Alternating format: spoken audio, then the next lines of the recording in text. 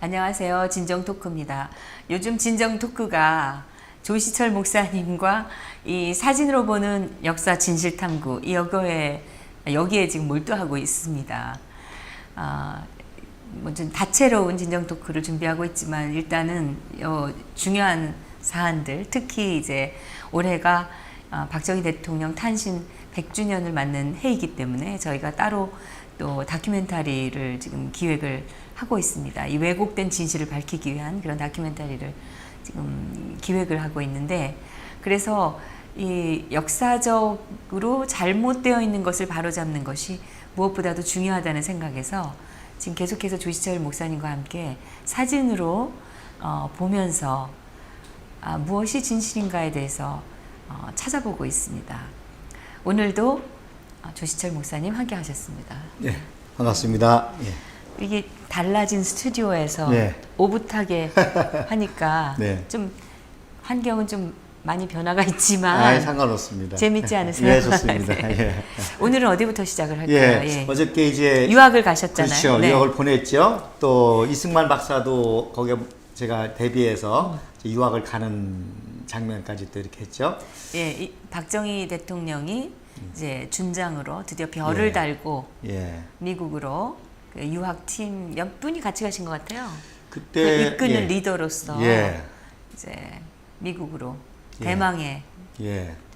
유학을 떠나십니다. 그렇죠. 네. 그러니까 이미 박정희는 만주를 유학했고요. 일본 육사를 유학했습니다. 그러나 국비 이승만 박사께서 자기도 선교사들 도움을 통해서 미국 명문대학에 약 5년 유학을 했잖아요. 그러니까 이제 박정희를 특별히 미국으로 유학을 보냅니다. 박정희 그 장군은 자기 돈으로 공부를 하지는 한 번도 안 하신 것 같아요. 예. 다 장학금을 받고, 예. 네, 아주 우수한 성적으로 예. 그렇게 대접받으면서 유학을 쭉 하셨습니다. 네. 결국 이제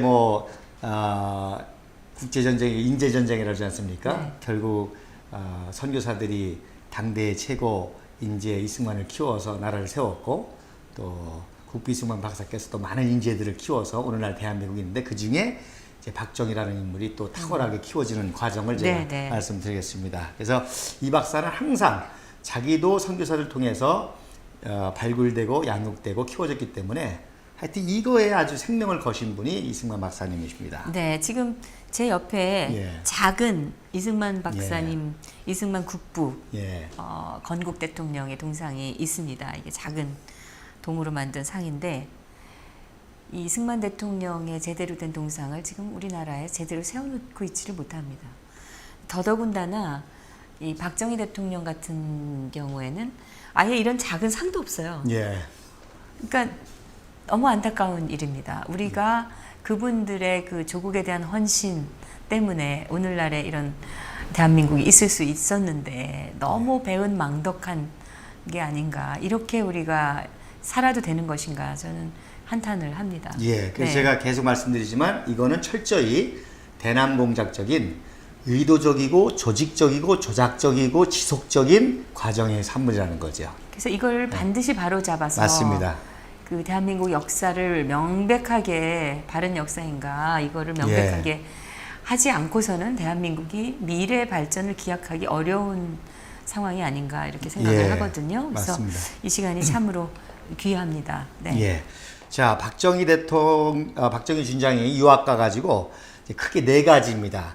첫째, 사실 이미 포병 천재이기 때문에 박정희 준장은 워낙 또 학습 능력이 있을 거 하니까 그거보다도 중요한 건 미국 문화를 체험한다는 거예요. 그리고 또 그런 과정이 있었습니다. 그 미국 중산층 가정에 살면서 그 문화를 배우는.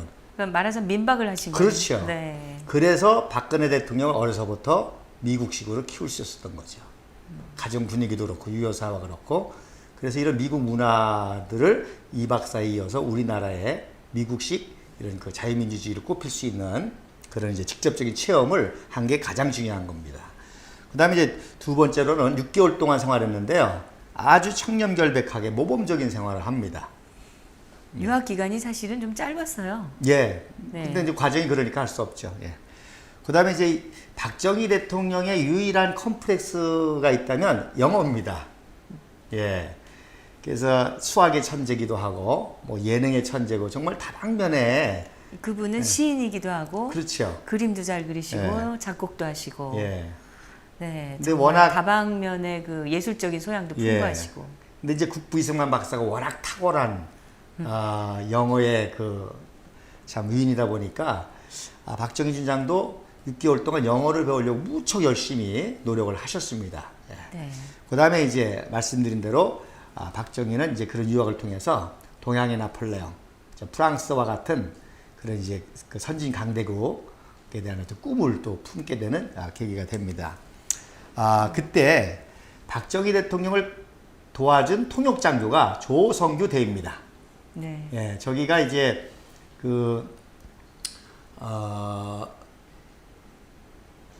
원주에 네. 나여실이라는 여자 선교사님들이 해방 후에 다시 오셔서 우리 조선 청년들의 영어를 가르칩니다.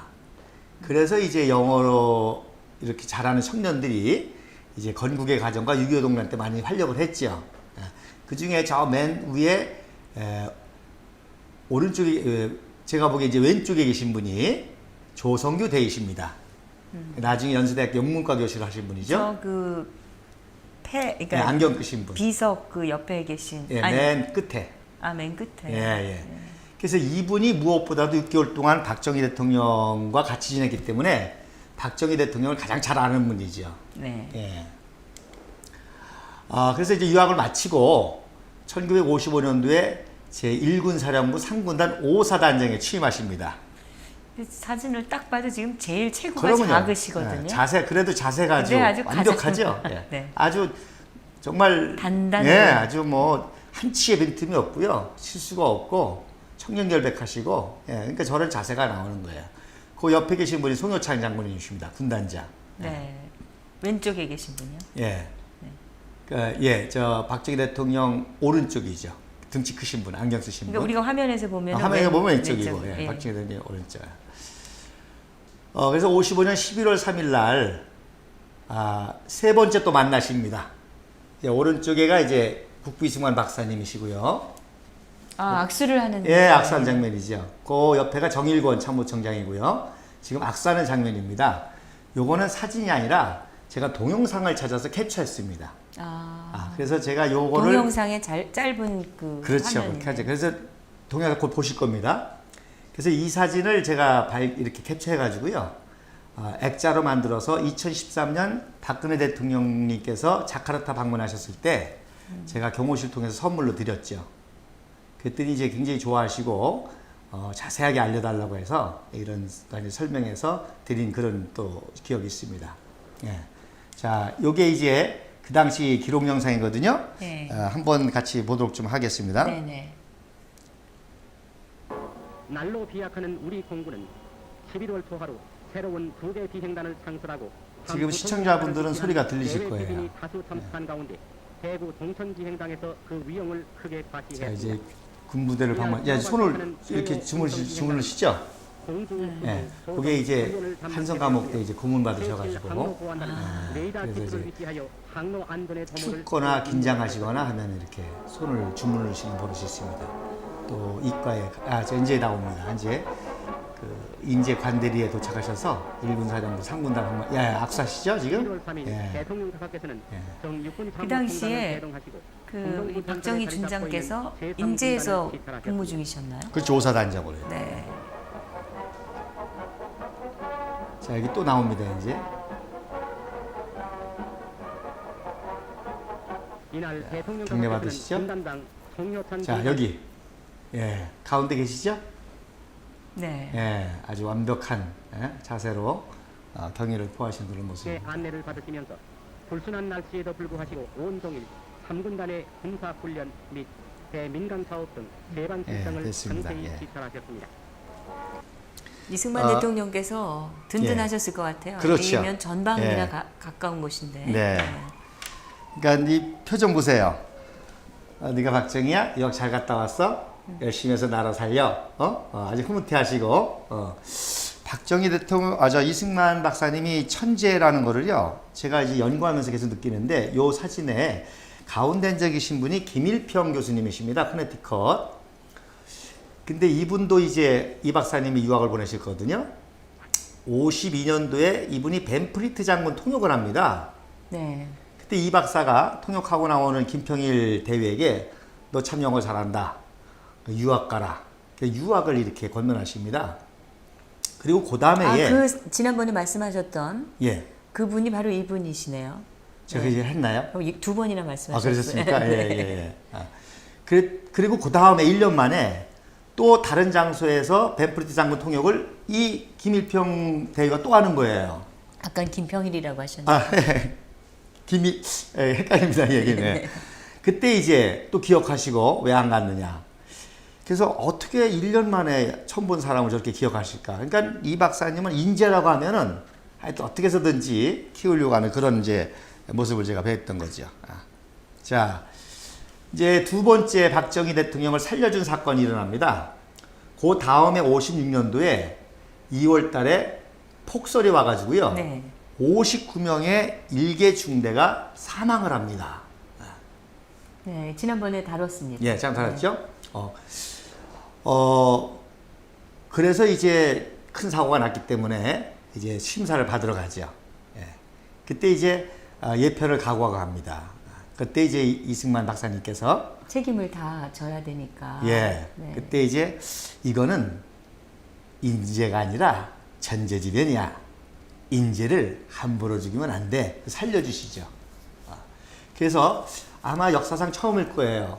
폭설 사고로 상과 벌을 동시에 받은 분입니다. 그러니까 사고가 나서 벌을 받았지만 그 일 처리를 또 잘해서 상을 받았습니다. 그래서 책임을 져서 57년도에 칠사단영으로 전보를 가시죠. 그리고 육군대학에 입학을 이제 시켜주십니다. 이 박사님께서. 그래서 이제 이게 두 번째 살려주는 사건이 됩니다.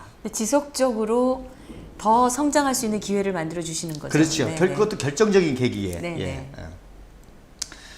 그래서 제가 이 강의를 하니까 우리 태극기 집회에 나오신 어르신 한 분이 자기가 그때 그 중화기 중대에 그 연락병이었답니다.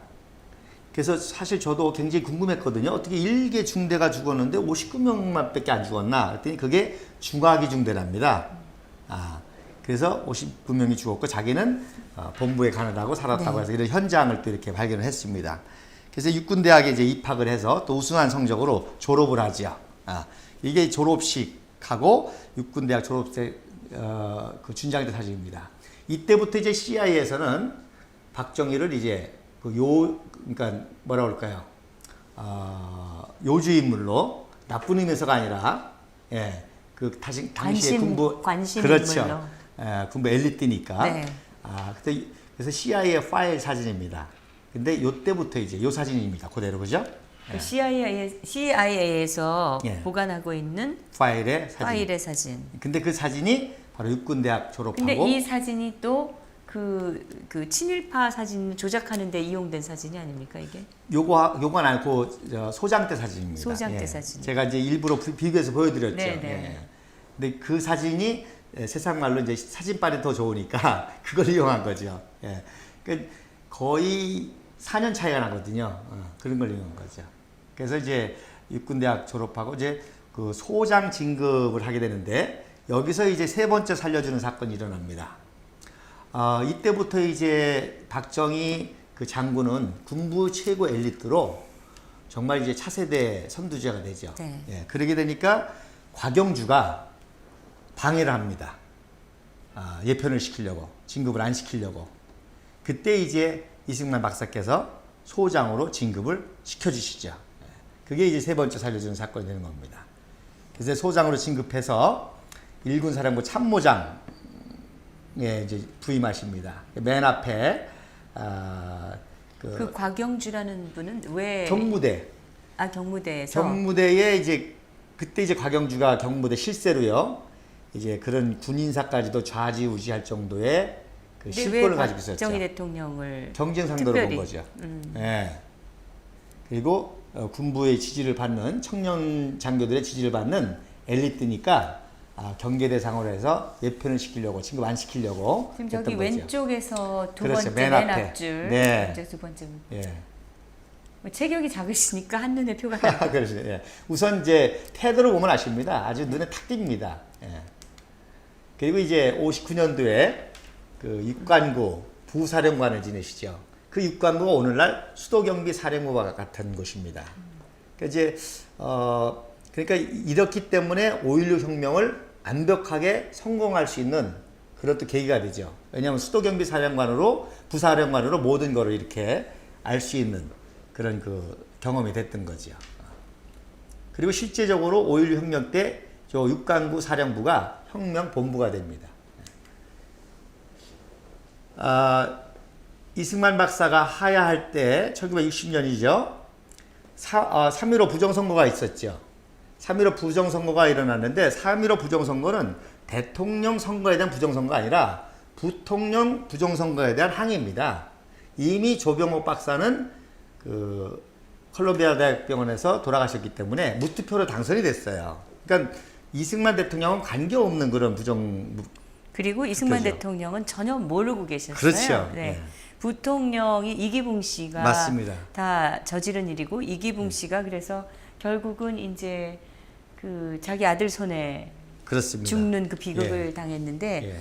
그 사실을 인지하는 순간 대통령께서는 바로 그냥 예. 나는 하야하겠다. 그 하야하신 이유가요. 국민들을 다치게 할 수 없다. 그것도 있지만 그거였는데.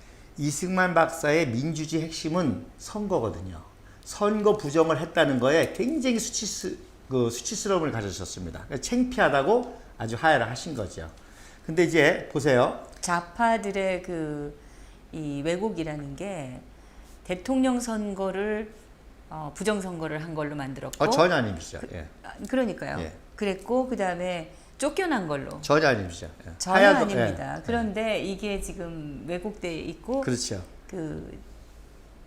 이 사실은 이승만 대통령이 지하에서 통탄하신 예. 그래서 일이 제가 이제 아닙니까? 나중에 또 네. 시간이 되면요. 4.19의 진실을 또 한번 제가 밝히려고 합니다. 네네. 자, 여기 3월 22일 날 횃불 집회입니다. 이번에 촛불 집회 있었죠? 횃불 집회 있었죠? 똑같습니다. 4.19도 횃불들을 들고 그렇죠. 이게 혁신계 있는 저게 시청 앞에서 좌파들. 그렇죠. 네. 예. 남로당 잔당들일 수도 그렇죠. 있습니다. 저들이. 그러니까, 물론 3.15 부정선거에 대한 우리 국민들의 순수한 프로테스트였습니다. 처음에는 그걸 이용해서 이 촛불 세력이 난동을 일으킨 거죠. 그래서 이게 그 혁신계가 3월 22일 날 그 시청 앞에서 이렇게 난동을 일으키고 구호가 뭡니까? 똑같습니다. 보안법 철폐. 예. 그리고 그 다음에 이제 민주당 정권이 쓰면서 아주 혼란스러웠죠. 심지어 이제 가자 북으로 오라남으로 대남 공작을 통해서 적화 통일의 그 분위기를 이제 만들어가는 거죠. 그래서 5.16 혁명이라는 겁니다. 예. 그러니까 5.16 혁명은 바로 이런 혼란과 공산주의 재침공의 위협에 대한 구국운동이었던 거죠. 그래서 아까 말씀드린 그 육관구 사령부가 영등포 물레동에 있었습니다. 그래서 지금 거기에 5.16 혁명 발상지 기념탑이 있죠. 그리고 박정희 수장의 흉상이 있습니다. 지금도 있는지 모르겠어요. 있습니다. 네. 있는데 이제 좌파들이 저것도 막 훼손하려고 난리를 치죠.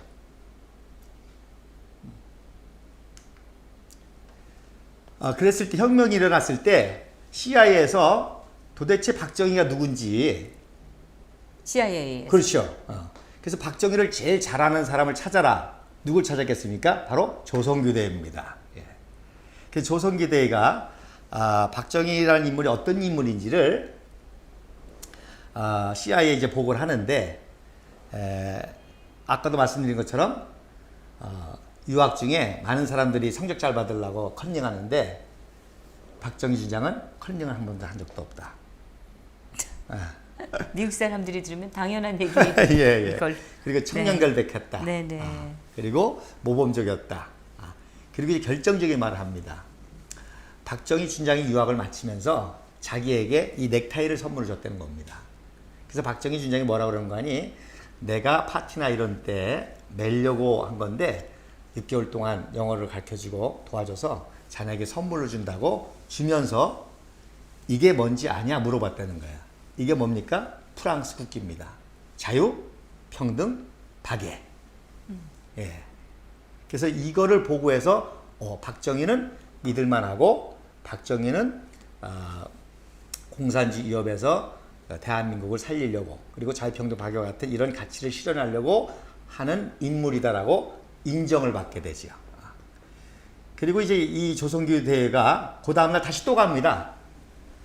그 CIA에. 그래서 무슨 얘기를 하는 거 아니? 혁명공학을 보여주면서 여기에서 뺄 것이나 더할 것이 있으면 말씀하십시오. 그렇게 CIA 담당자에 물었답니다. CIA의 예. 담당자. 이 혁명공학 중에서 당신이 뺄 거나 더할 게 있으면 얘기하라고. 완벽하다는 거죠. 근데 놀라운 거는요. 그게 이승만 박사가 하야할 때의 유지였습니다. 혁명공학이. 그래서 결국 이 박사님이 유학 보낼 때 뭐라 그랬습니까? 공부 열심히 해서 나라 살려. 그래서 이 대한민국이 건국되고 발전하는 과정에 그런 소요 때문에 위기가 닥쳤을 때 결국 나라를 살리기 위해서 이 혁명을 성공하게 된 거죠.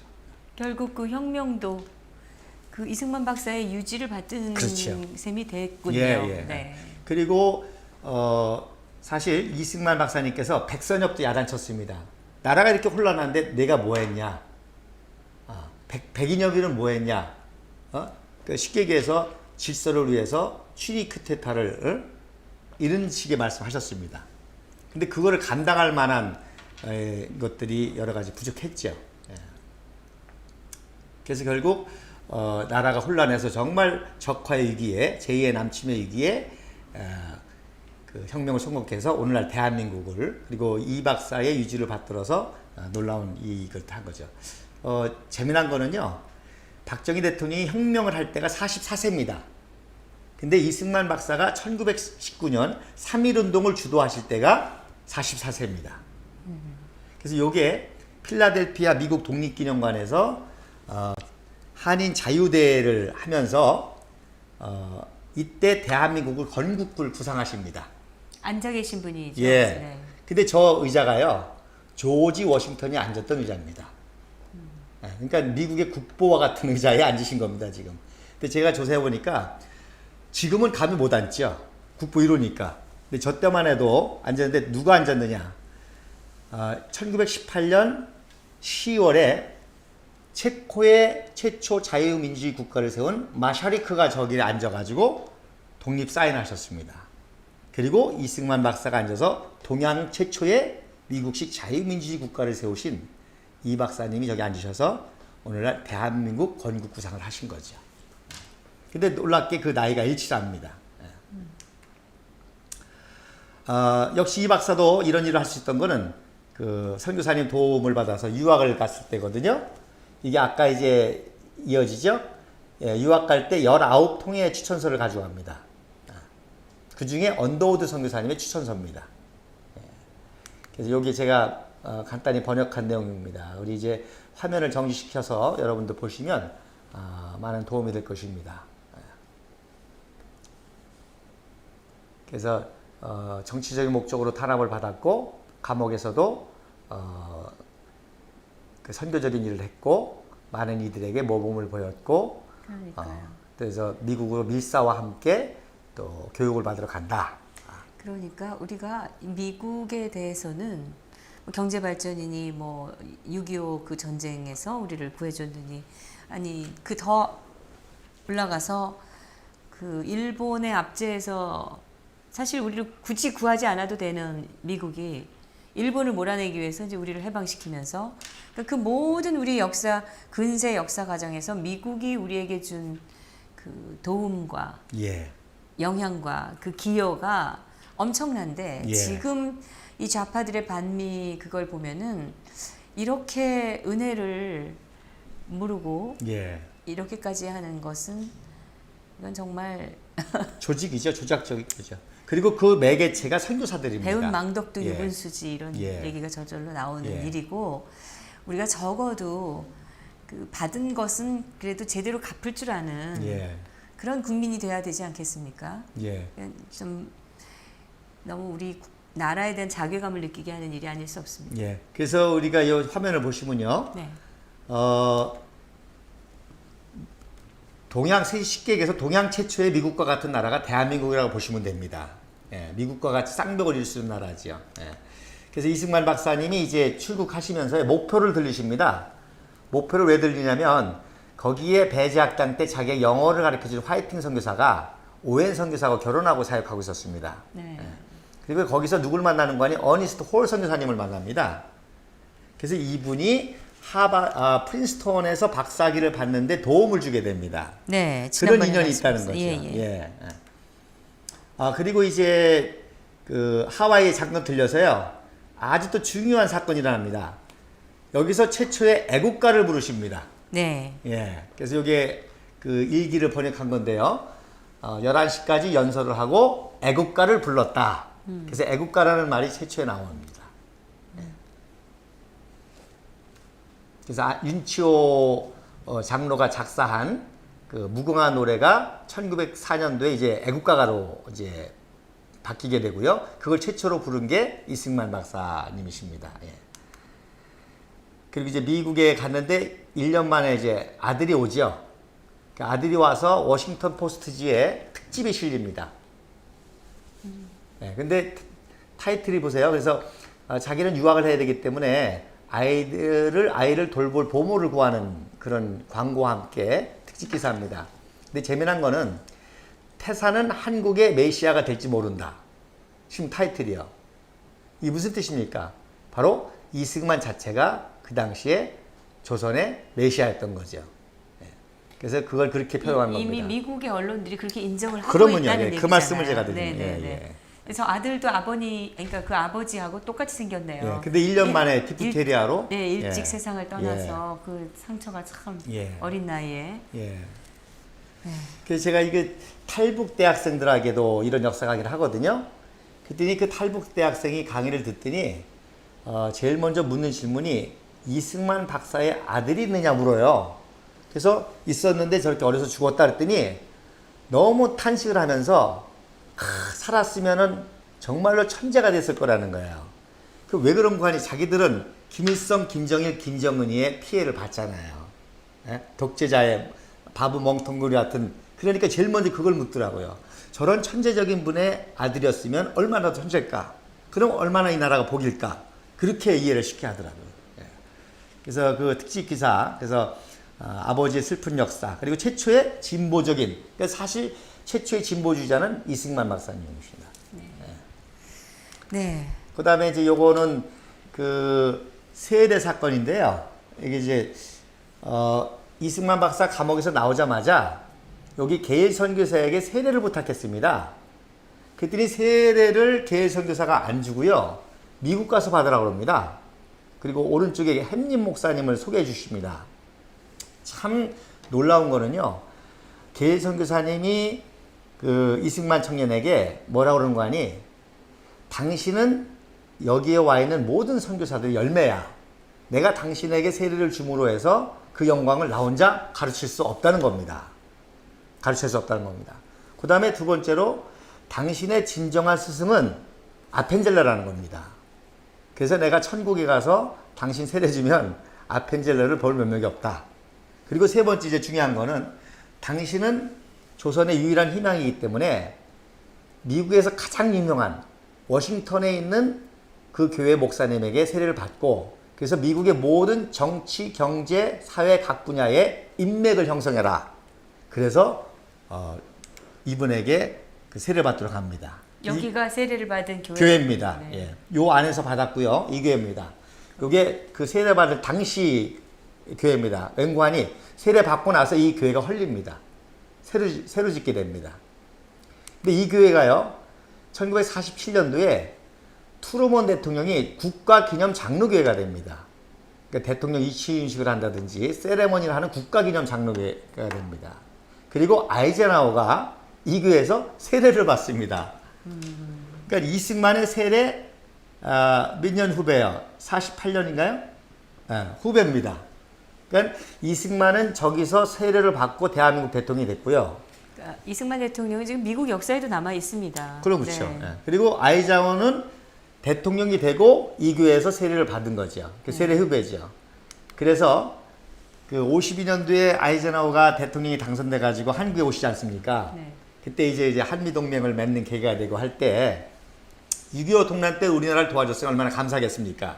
지금 6.25 그 전쟁 중이죠. 중이죠. 이제 네. 휴전을 앞두고. 그래서 이 박사는 휴전 조건으로 이제 한미 동맹 또 그 군사 강대국 또 경제 원조 이거를 이제 요구하면서 진행을 할 때 그때 아이젠하워에게 선물을 하는데요. 뭘 선물하는 거냐? 고려 청자 이저백제가 아니라 바로 태극기를 선물합니다. 저는 엄청 충격을 받았습니다. 지금 세계 최고의 대통령 아닙니까?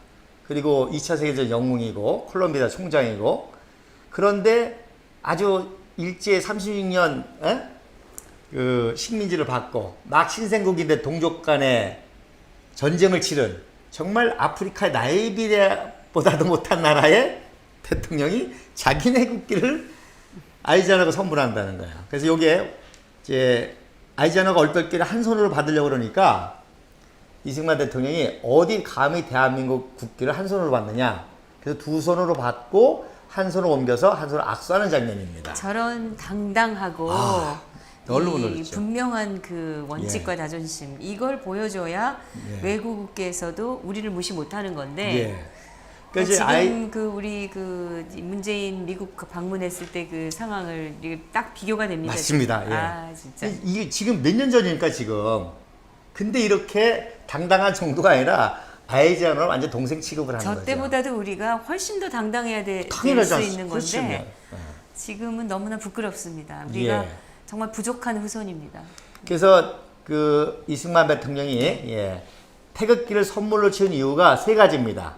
첫째, 너네 미국 1905년도 가스라 테프트 조약 맺어가지고 우리 뒤통수 쳤지.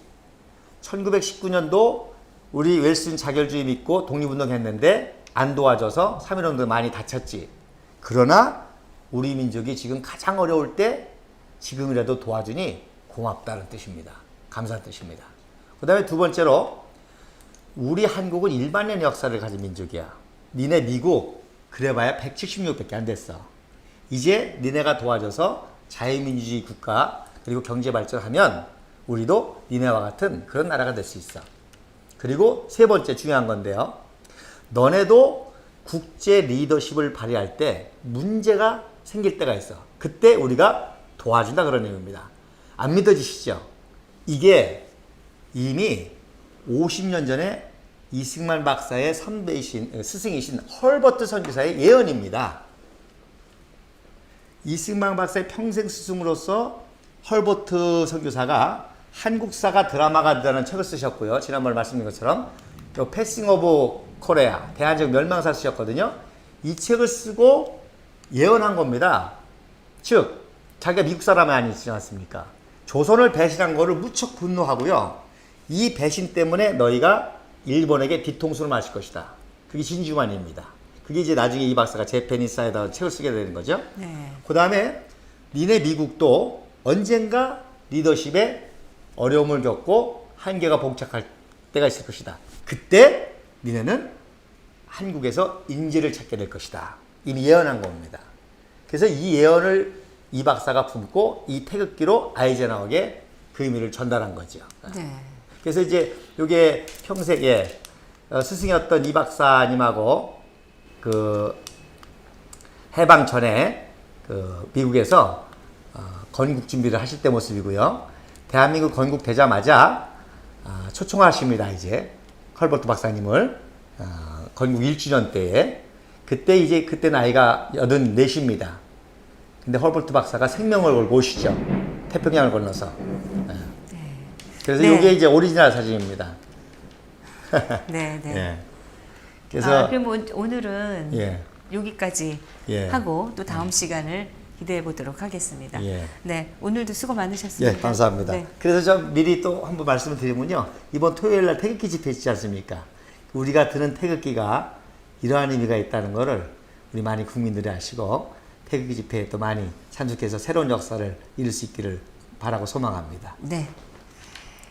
오늘도 조시철 목사님과 함께 사진으로 다시 보는 역사적 진실 탐구 시간 마련해 드렸습니다. 우리가 반드시 기억할 것이 역사의 진실입니다. 역사를 잊은 민족에게 미래가 없다는 그 진리를 다시 한번 새겨보면서 이 시간을 마칩니다. 다음 시간도 기대해 주시기 바랍니다. 감사합니다.